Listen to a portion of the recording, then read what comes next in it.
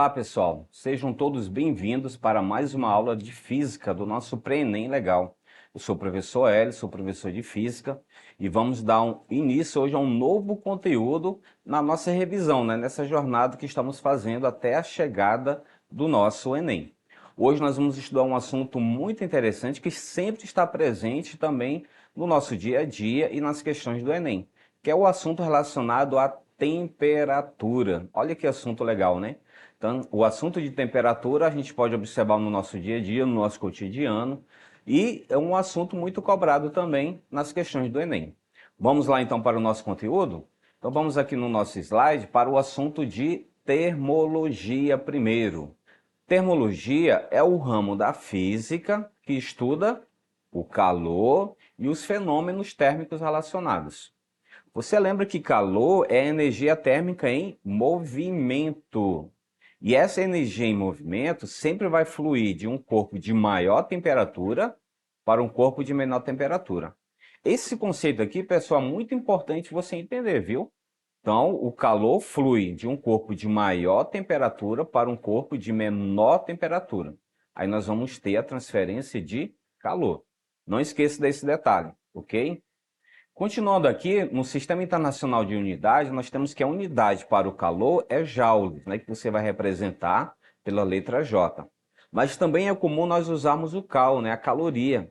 Também nós encontramos muito essa unidade, principalmente nas embalagens de alimento, que é a unidade mais comum e mais usada no nosso dia a dia. Portanto, a termologia, ela vai estudar, visto que é um ramo da física que estuda o calor e os fenômenos térmicos, a gente divide ela nesses três pontos aí: termometria, calorimetria e termodinâmica. Então, nós vamos considerar cada um desses tópicos. Hoje, nós vamos nos concentrar na termometria, ok? O que é a termometria, então? A termometria é a parte, da termologia que vai estudar, olha só, a temperatura. E lembre-se, não esqueça que a temperatura é uma grandeza física que está relacionada à energia cinética. E a energia cinética média das moléculas, ou seja, é a grandeza que vai mensurar o grau de agitação das moléculas. Quanto mais agitadas estiver essas moléculas, maior será a temperatura. Quanto menos agitada, menor a temperatura.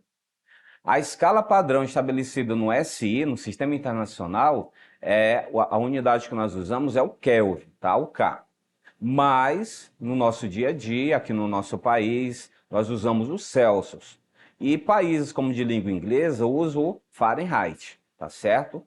Então, no nosso país, nós usamos o Celsius e os países de língua inglesa, usam o Fahrenheit, alguns outros países também.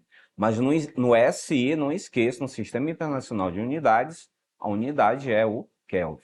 E a figura mostra, um termômetro ali digital, você pode verificar a sua temperatura. Ali ele vai dar sua temperatura em Celsius, conforme você pode ver, 36,5 graus Celsius, que é usado aqui no nosso país. Pessoal, nesse slide aqui nós conseguimos entender então o ponto sobre a agitação das moléculas. Você pode ver que na barra nós temos aqui numa extremidade uma chama e as moléculas estão bem agitadas. Então desse lado você tem a temperatura maior. Do outro lado, já que a barra não foi aquecida do outro lado, as moléculas estão em azul, para demonstrar que a temperatura ainda está baixa. Ok? Então, essa figura é só para você entender a agitação das moléculas. Quanto mais agitadas, maior a temperatura.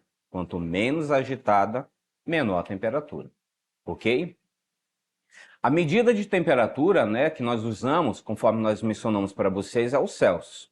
Mas, frequentemente, usamos os termos frio, quente e morno, não é verdade, no nosso dia a dia? E para traduzir essa sensação que temos em entrar em contato com o sistema do nosso dia a dia, nós utilizamos o nosso sentido do tato, O sentido do tato é que proporciona a sensação térmica para nós. Do mesmo modo que a luz, impressiona a nossa visão através da sensação luminosa e que o som impressiona a nossa audição através da sensação sonora, então o tato vai nos auxiliar para sabermos o que está frio, o que está quente, o que está morno. Está certo? Então, no nosso dia a dia, nós usamos essas palavras para a gente entender um pouco sobre a medida de temperatura. Mas um detalhe, esse critério sensorial para avaliar a temperatura é impreciso, porque o que é quente talvez para você, para outra pessoa não é quente. E algo que é frio para você, para outra pessoa não vai ser. Então vai variar de pessoa para pessoa, entendeu? Por isso que a medida de temperatura utilizando o tato, né, é impreciso. Por isso que foram adotadas as escalas termométricas, né? Então nós temos o termômetro que vai nos auxiliar nesse sentido, né? Ele vai dar a medida certa da temperatura que você está verificando.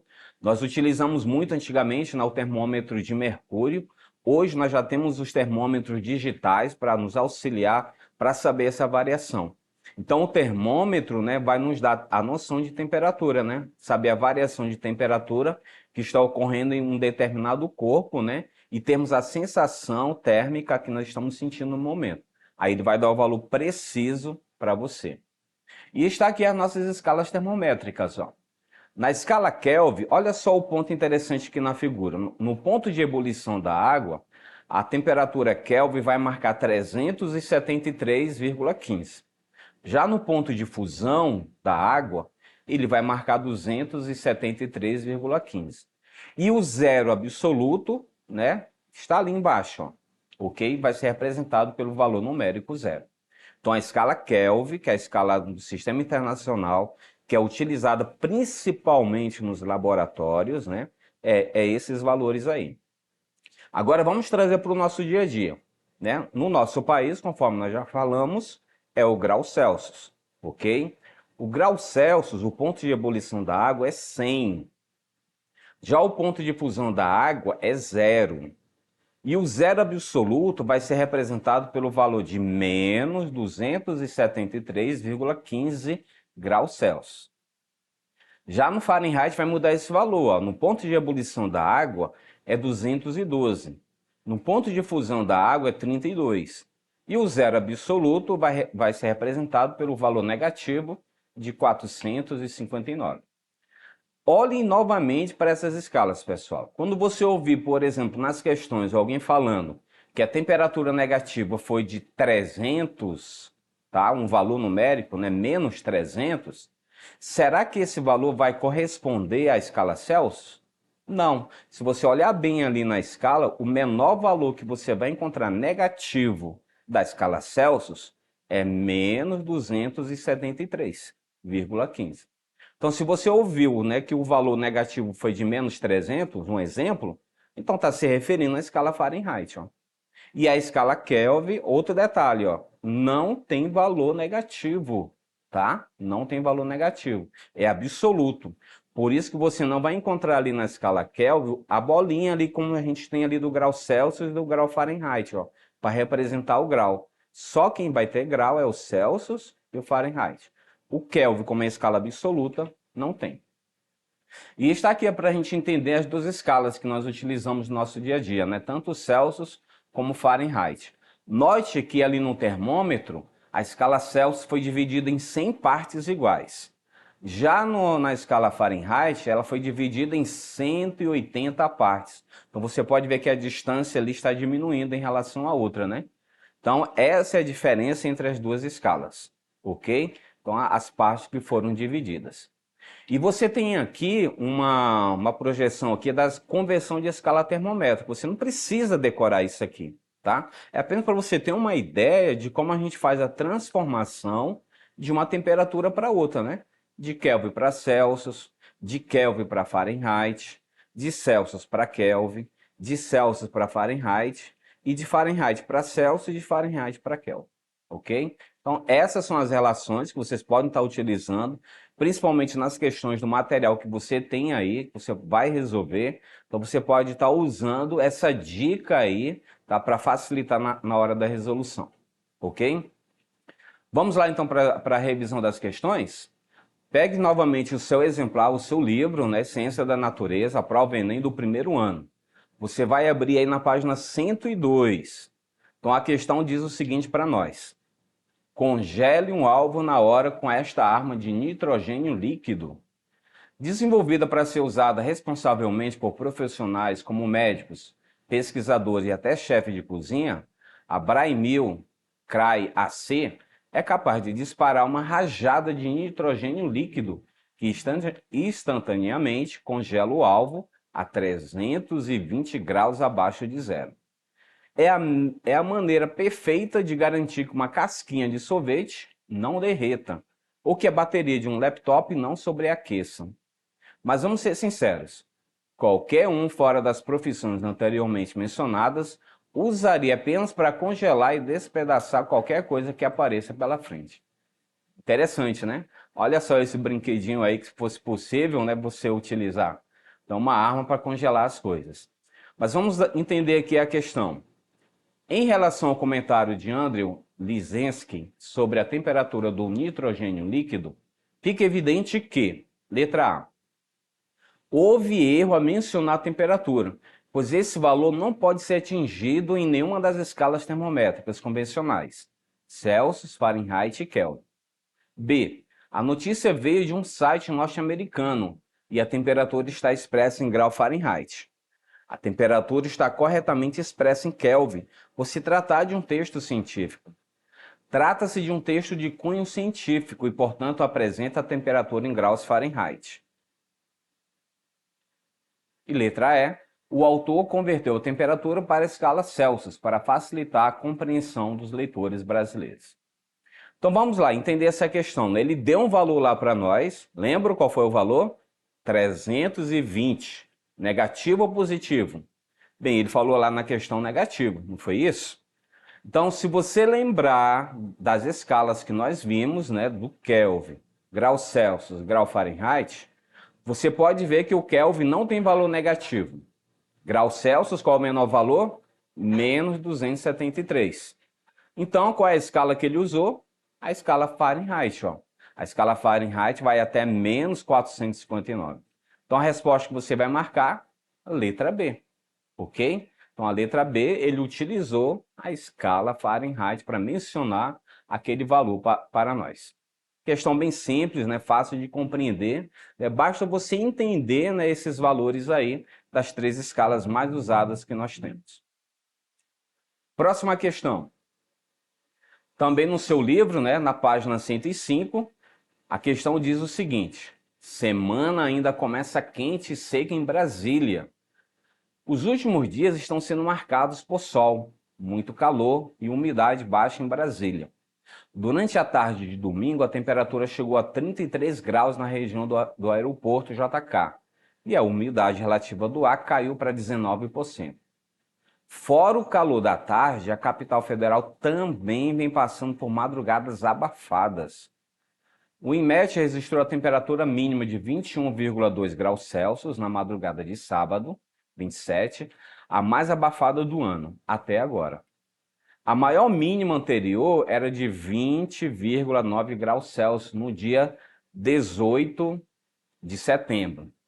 O ar ainda fica mais seco e quente nesta segunda-feira, e a previsão é de mais um dia ensolarado na capital. Faz calor e a umidade volta a cair bastante à tarde, aumentando o risco de queimadas na região. Então nós temos aí um noticiário, né, falando sobre os problemas aí da seca, né, que ocorreu nesse ano em Brasília. Olha o que a questão pede para você agora. Apesar de o grande público apontar o clima e seco de Brasília nos meses de agosto e setembro como inóspito e agressivo, quer pelas constantes reclamações de insolação, quer pelos distúrbios causados no aparelho respiratório, pela baixa umidade do ar, existe um parâmetro físico e biológico que, se analisado corretamente, dará vantagem ao clima quente. Eu quero chamar a atenção para vocês esse finalzinho aí desse enunciado, ó. Existe um parâmetro físico e biológico que, se analisado corretamente, dará vantagem ao clima quente. Então, esse é o ponto principal para você entender as respostas que vai vir as alternativas agora. E seco em relação ao clima quente e úmido, como que ocorre, por exemplo, em Belém do Pará, em algumas épocas do ano. Olha que ele está comparando os parâmetros, né, da cidade de Brasília, o que está acontecendo, com o clima de Belém. ok? Olha as alternativas que ele pede aqui para você. Esse parâmetro pode ser explicado em letra A alta temperatura e baixa umidade relativa do ar diminuem a infecção por parasitas que se aproveitam do clima úmido para se proliferarem. B, o clima quente e seco favorece a evaporação do suor, mecanismo através do qual o calor é retirado do corpo através da pele, diminuindo a sensação térmica. Letra C. Com altas temperaturas, o corpo gasta mais energia para se manter na temperatura basal e perde líquidos, favorecendo a perda de peso. A estiagem prolongada e a baixa umidade do ar fazem eclodir diversas sementes de plantas típicas do cerrado que só se reproduzem nessas condições. E letra E, a baixa umidade relativa do ar faz com que os resíduos em forma de partículas e poeira sobre a cidade se aqueçam e subam, melhorando a qualidade do ar. Difícil essa questão, hein, professor? Como é que eu vou saber a resposta correta aqui? Bem, como eu chamei a atenção para vocês, ele pede ali os parâmetros físico e biológico. Então, você vai encontrar, né, esses dois parâmetros, se você ler com atenção, olha só a letra B novamente. O clima quente e seco favorece a evaporação do suor, mecanismo através do qual o calor é retirado do corpo através da pele, diminuindo a sensação térmica. Não é isso que acontece nos dias muito quentes, né? O nosso corpo não começa a suar. Então, o parâmetro que ele pede para você entender, relacionar, né, com o aumento da temperatura, a baixa umidade e o biológico, que é justamente a evaporação do suor, é a letra B. Então, você vai marcar aí a alternativa B, certo? O clima quente e seco vai favorecer a evaporação do suor, mecanismo através do qual o calor é retirado do corpo através da pele, diminuindo assim a sensação térmica. Ok, pessoal? Então, questão bem simples para a gente analisar, né, as alternativas, e basta apenas uma questão de leitura, né, com atenção, para você saber relacionar, né, o que foi feito ali na pergunta, ok? Pessoal, mais uma vez eu quero agradecer a atenção de todos, né, nas nossas aulas de física. Continue fazendo as suas revisões, acesse as nossas plataformas, tá? Por favor, online. Você vai encontrar essas aulas, né, gravadas, você vai encontrar os materiais adicionais e esses slides também para você estar revisando, ok? Mais uma vez quero agradecer a atenção de todos e até a nossa próxima aula.